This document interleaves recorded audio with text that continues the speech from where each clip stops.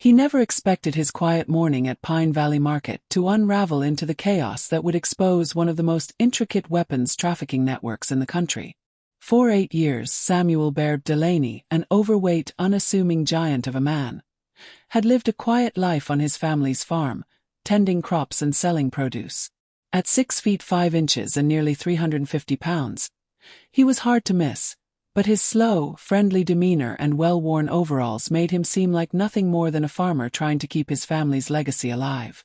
Bear had a past he didn't talk about, a past that involved top-secret operations, dangerous missions, and a level of training that made him one of the military's most effective specialists. After retiring from service, he'd left that world behind, or so he thought. But some habits die hard.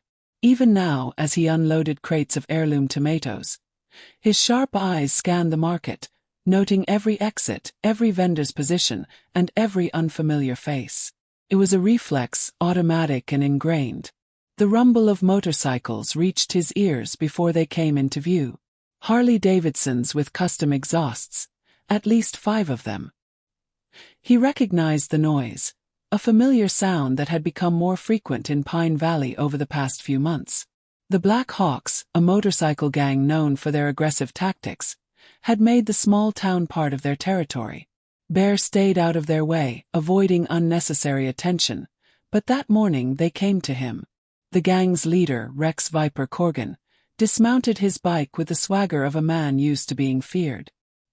His leather vest bore the Black Hawk's insignia, and his sharp, angular features twisted into a sneer as he approached Bear's stall. Behind him trailed 3 others, a massive enforcer they called Tank, a wiry, calculating man known as Ghost, and a fresh-faced prospect who kept shifting nervously, unsure of his role in the group. "Well, well," Viper called out, his voice cutting through the morning chatter. "Looks like the big man's been busy. How's business?"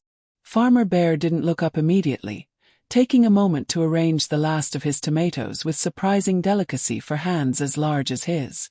Finally, he straightened, towering over Viper but keeping his tone even and friendly. "Morning, fellas.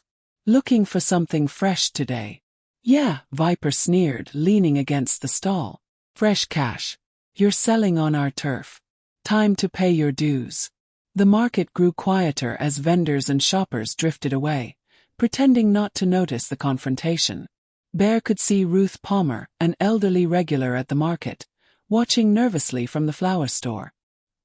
He gave her a slight nod, reassuring her without words. "I don't know what you're talking about," Bear said, his voice calm. "This market's been here long before you boys started riding through." Tank stepped forward, picking up a ripe tomato and crushing it in his meaty hand. Red pulp dripped between his fingers, splattering the neatly arranged display. "Things change, big man. Time to adapt." Bear's jaw tightened, but his smile didn't waver. "That'll be $3 for the tomato." Viper laughed, a sharp, grating sound. "Hear that, boys? Farmer here thinks he's funny." His face darkened and he stepped closer. "Maybe we need to teach you what happens when people don't show respect." The prospect shifted uncomfortably, glancing around the market as if hoping for a distraction.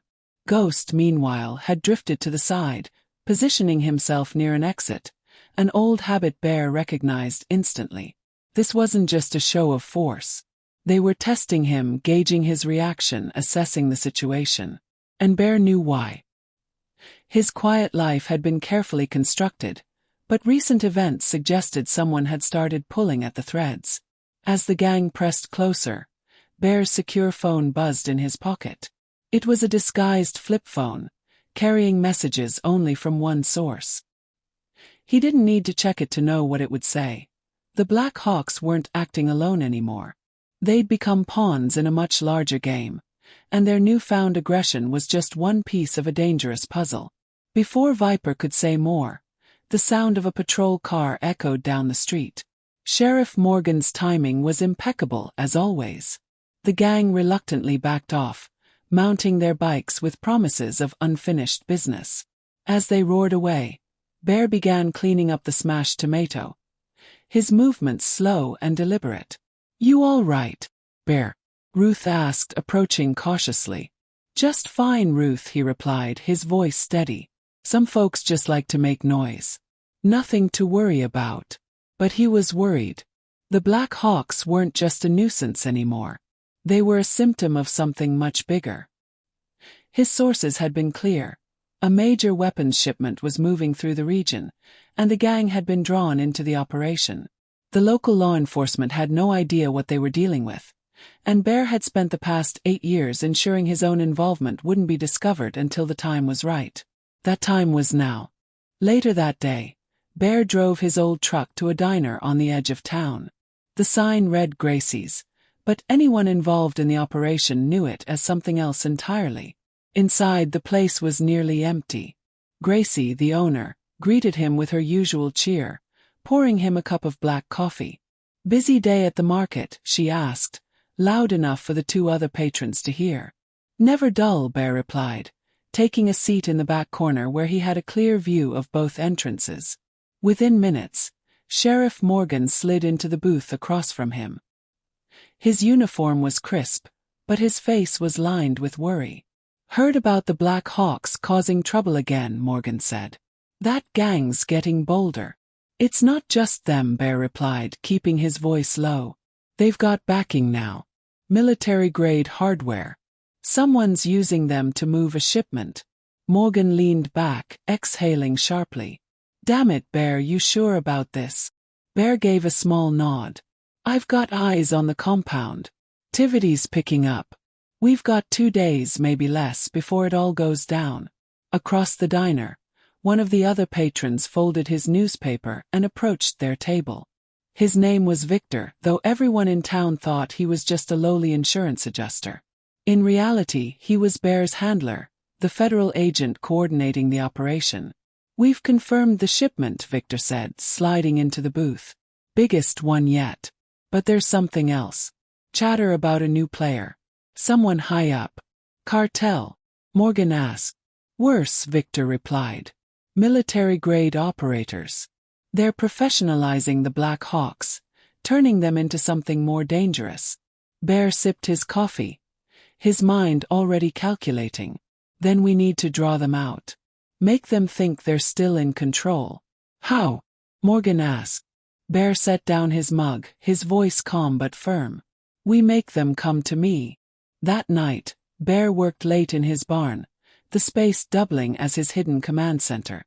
Behind a false wall, monitors displayed live feeds from cameras placed strategically around town.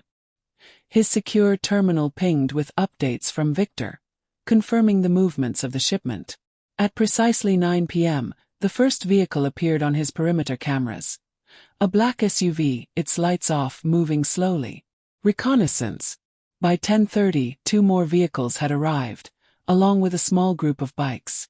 The Black Hawks had come back, and this time they weren't alone. Bear moved through the barn, his bulk surprisingly quiet as he geared up. He kept his old equipment in perfect condition, knowing this day would come. As the gang and their professional backup began their approach, Bear took his position, watching through thermal imaging as the pieces fell into place. They thought they were hunting a simple farmer. They were wrong.